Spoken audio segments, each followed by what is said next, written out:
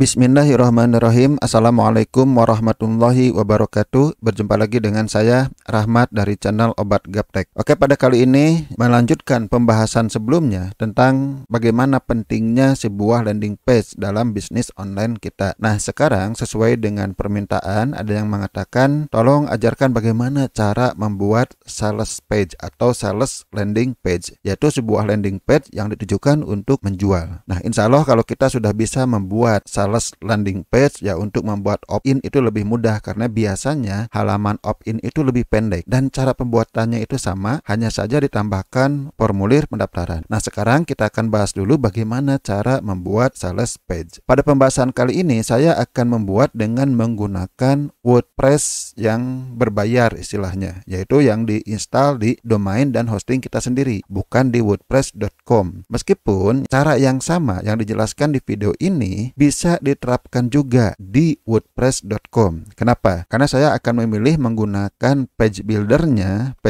yang ada di wordpress.com juga, yaitu Gutenberg yang merupakan bawaan dari WordPress itu sendiri. Nanti kita akan bahas apa itu yang disebut dengan page builder. Sebelum kita akan membuat sebuah landing page, kita harus melakukan persiapan dulu ya, supaya nanti tidak bingung kita mau ngapain. Nah, kalau sudah ada persiapan, kita sudah tahu apa saja yang akan kita lakukan, apa saja yang akan kita masukkan dan sebagainya. Saat kita akan membuat sales landing page, artinya ya kita akan menjual dengan landing page. Artinya kita siapkan dulu jualan kita tuh mau apa. Pertama, domain dan hosting. Saya anggap Anda mungkin sudah punya ya domain atau hosting. Jika belum ya silahkan Anda order. Kemudian Anda install WordPress. Setelah WordPress itu jadi, Anda siapkan yang disebut dengan page builder, yaitu pembangun halaman. Sebenarnya WordPress itu sendiri sudah ada bawaan, yaitu Gutenberg ya. Itu yang blog editor itu sebenarnya Gutenberg. Artinya tidak perlu lagi Anda install plugin. Beda kalau Anda mau menggunakan Elementor, Anda harus install. Oke, Gutenberg itu bawaan. Termasuk di wordpress.com pun itu sudah ada yang namanya Gutenberg atau blog editor. Sebenarnya page builder selain Elementor, selain Gutenberg masih ada yang lain. Banyak sebenarnya. Yang kita bahas dua ini dulu, dan yang akan kita praktekkan adalah Gutenberg. Kedua page builder inilah yang paling populer. Kemudian kita install plugin pendukung. Yang diinstal yang pertama tentang SEO, itu untuk memasukkan title-nya, judul dari halaman kita. Silahkan, banyak ya, ada Yoast, ada RankMate dan sebagainya. Kemudian Anda tambahkan blog add-on ini supaya kita lebih kaya dibandingkan bawaannya. Kalau menggunakan Elementor Pro itu blognya sangat banyak, variasinya lebih banyak lagi. Tapi kalau yang gratisan Anda bisa cari melalui plugin blog add-onnya, banyak itu, banyak pilihan. Nah, Gutenberg juga sama. Kalau ingin diperkaya lagi, install ini. Ya, ini opsional, tapi saya sangat menyarankan install. Apa yang diinstal nanti kita demokan ya. Kemudian Anda siapkan kopinya, tulisannya. Ya, mulai dari headline-nya mau apa, kemudian heading-nya apa saja ya Anda siapkan. Kemudian paragraf penjelasannya, deskripsi produk, benefit, testimoni, CTA dan sebagainya yang Anda butuhkan. Ya, mungkin ada penjelasan teknis kalau diperlukan ya silahkan siapkan. Kemudian siapkan juga gambar pendukung. Ya, minimal gambar produk atau ada gambar-gambar lain yang dibutuhkan dalam penjelasan. Oke, ini persiapannya ya, silahkan Anda siapkan. Saya sendiri sudah menyiapkan ya. Nah, di sini saya sudah menyiapkan, mulai dari kopinya sudah ada ya, di sini gambar-gambarnya sudah ada, termasuk testimoni dan sebagainya sudah ada di sini. Kebetulan saya akan menambahkan sales page untuk kursus copywriting saya.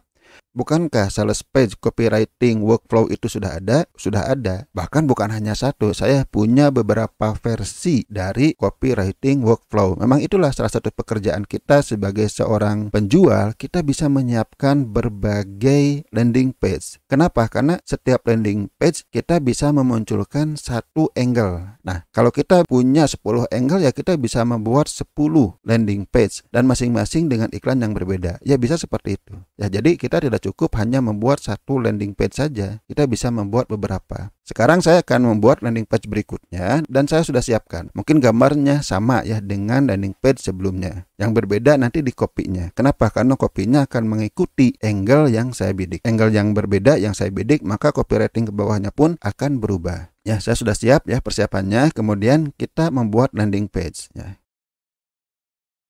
Oke, sampai di sini dulu. Wassalamualaikum warahmatullahi wabarakatuh.